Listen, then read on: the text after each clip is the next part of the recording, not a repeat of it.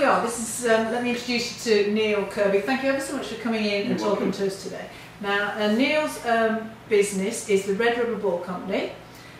So, explain to us a little bit about, first of all, it's obviously an intriguing name. You get this a lot, I know. Yep. But do explain to us why it's the Red Rubber Ball Company and perhaps what you do. Yeah, so the name came from a series of books. The first one called The Rules of the Red Rubber Ball. And it was so named because the author, an American guy called Kevin Carroll, as a kid he found a red rubber ball in the playground one day, and he just fell in love with sort of sport and play, and so that really became his life. And so the idea behind the company is that every one of us has a red rubber ball in our lives, and that's really the kind of our interests, passions, the things that we love doing. And that then becomes our sort of hopes and dreams for the future. And so the idea really of everybody having a red rubber ball, and then our role, I guess, is to encourage people to chase their red rubber ball and encourage them to do whatever they can to enjoy, to manifest it, to kind of live the life that they really want to have, I guess.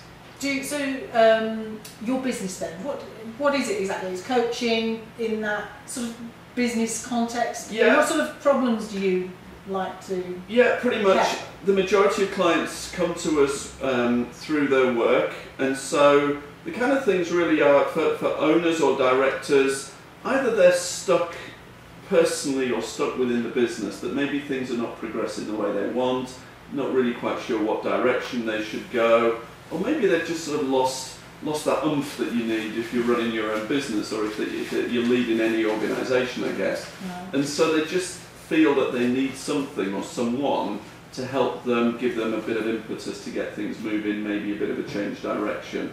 So we don't get involved necessarily in the strategy of the business, but much more about the individual, what they need to do to get their oomph, to get clear in their mind exactly what it is they need to do. So you mentioned it's like you get employed by a business often to deal with their top people, I guess. And so is there a risk that you're going to sort of develop them out of that business in a way, if they start, discovering some different kind of passion?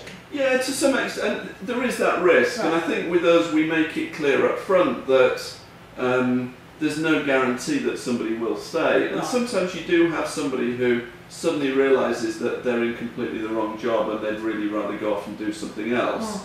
I think the reality for us is that actually if that's the case, they're probably not very happy where they are. Exactly. And maybe the reason they've got us in is that performance isn't very good, or somebody's not very happy, it's just not working at the moment. Yes. And so we've got a client at the moment who came to us, and they've got a member of staff in just that situation.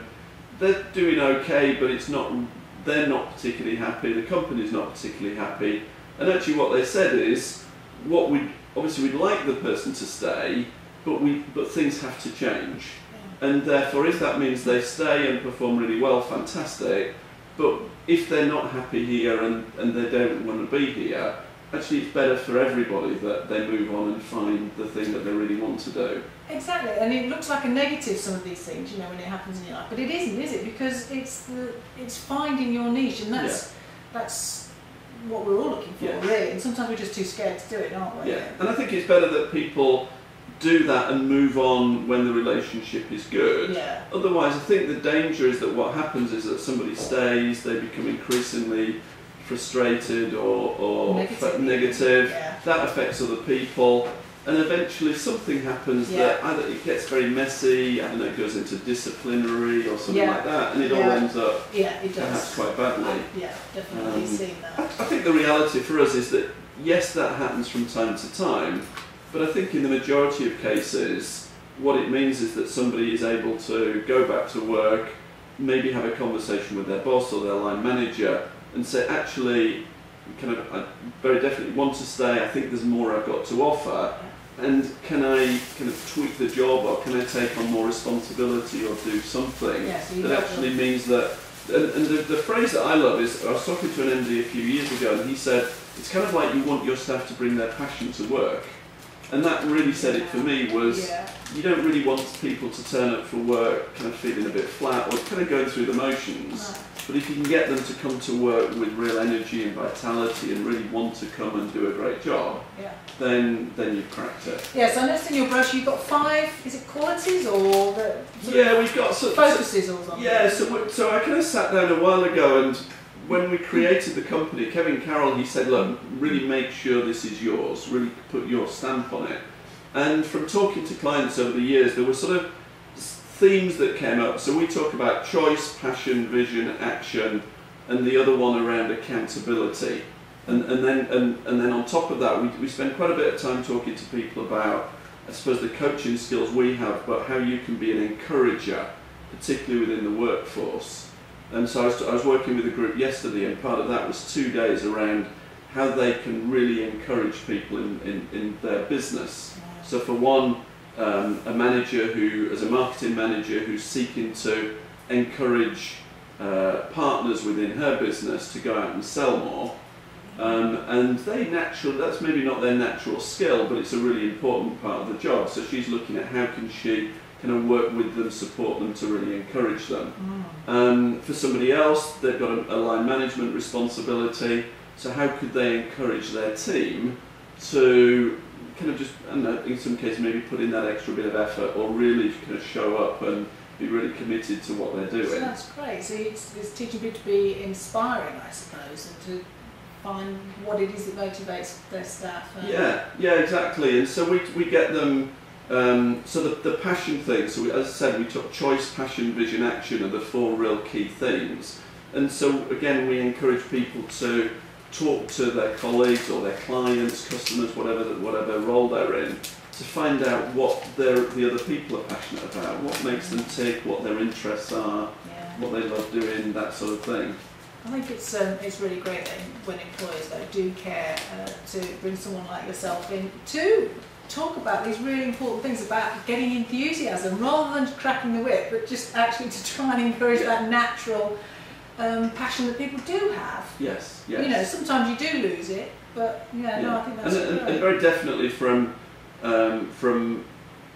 our perspective running our business, it absolutely dictates how we run the business. So we did this exercise about 3 years ago when we set up this particular company, and Steve, my partner, and I both sat down and did an exercise to identify what our loves and interests and passions were. And so for me, very clearly, there were 4 themes that came out. So one was around family, and that was really key to how we set up the business so that we could have time to spend with family. One was a sense of adventure, and so I identified that at different stages in my life, I wanted to kind of go off and do things. So I learned to dive for a while. We do a little bit of skiing with the family, and every now and then we'll go off and do odd things. So we went aquasphering a couple of years ago. You sit in the big balls. Oh no! And you get inside. It's and so we got inside, and so the 4 of us went. And I think not all in the same ball, hopefully, because that could. There were 2 or 3 people in the ball at a time. No, and this was on a hill up. Actually, it's somewhere near Hitchin, I think. I have not seen that. I thought it was just one person in it. No. So there were 2 or 3 of us in the ball, and so they put us inside, and it's kind of like. A big, it's like being inside a big bubble wrap ball, so it's quite soft. And then the guys, once they got us in, they threw in 2 buckets of cold water. Oh no! And that was the worst bit, because it was really, really freezing. Oh no! And so, but of course they then zipped it up, so you couldn't do anything, and you couldn't get out anyway. And they then pushed us down this hill. Did you know that was going to happen? We didn't know the water was going to happen. We knew we were going to go down the hill. And so there we were, kind of rolling down the hill, falling on top of one another, which I think was probably harder for my kids because I was a bit heavier than they were. But it was very, very funny. It was great fun. Oh, and we were there, I think what the nice thing was... You've got a better sense of humour than I have. Well, the nice thing for us was that there was a lady there before we went, and I can't remember if she was 65 or 70. She may have been 70.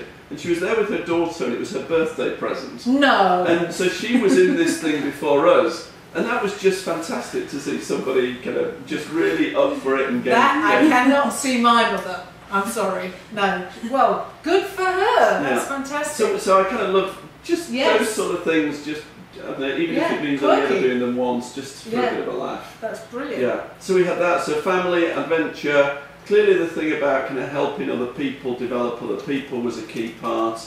And then the last one was just, and I described it at the time of just kind of wanting to hang out with cool people. And not cool necessarily in the sense of style, but people who do stuff just that's different from from me. So I think, again, when we met, I was just really intrigued that here you are, you've got your own radio show. And I was very intrigued by actually a lot of your passion around the other interests that you've got, and we can talk about that, you know. So yeah, that's fantastic. Well, let's have another song. Okay.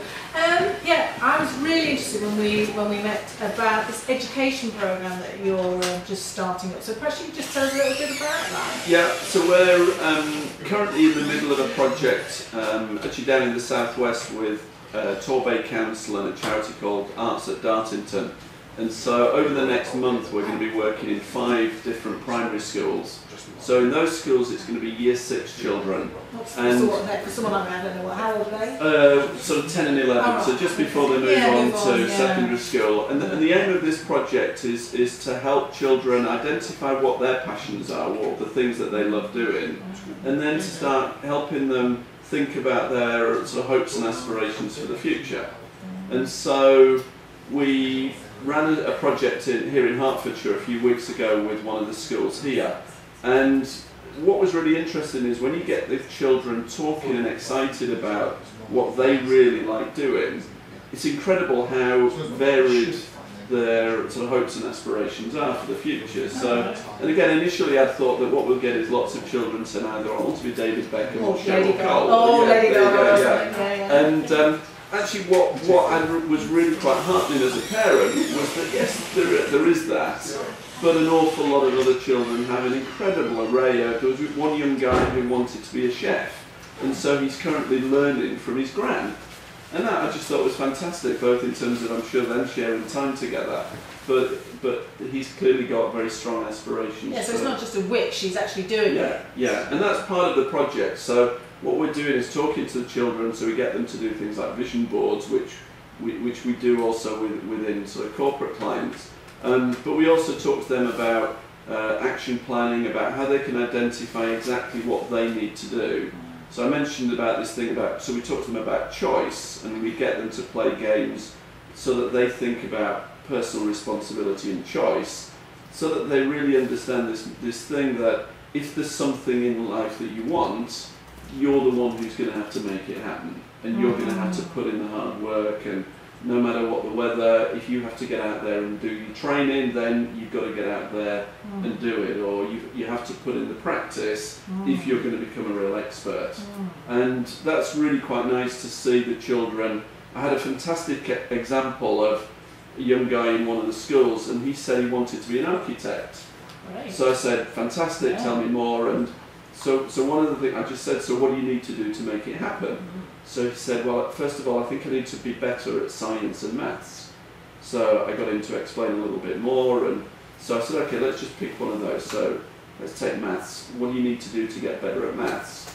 And eventually he said, well, fractions is something I need to improve.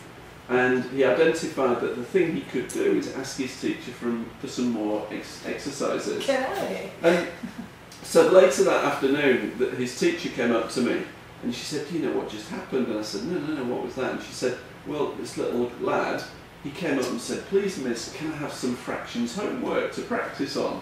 And she said, as a teacher, she'd been teaching for many years, and no child had ever voluntarily asked for extra maths. That's shocking. And that was a really great example of children when they realise that here's something I want to do, the things that they're prepared to kind of volunteer and ask when they realise that there's a purpose to it. Exactly, because if nobody ever explained, yes, you may struggle with maths and you may not enjoy it, but it will affect your job choices. And if you don't, say like in mine, I was never very good at maths, but I couldn't have done my job in surveying if I hadn't had maths, and so you need a reason, don't you? Yes, and I think for him, whether he ever will end up being an architect.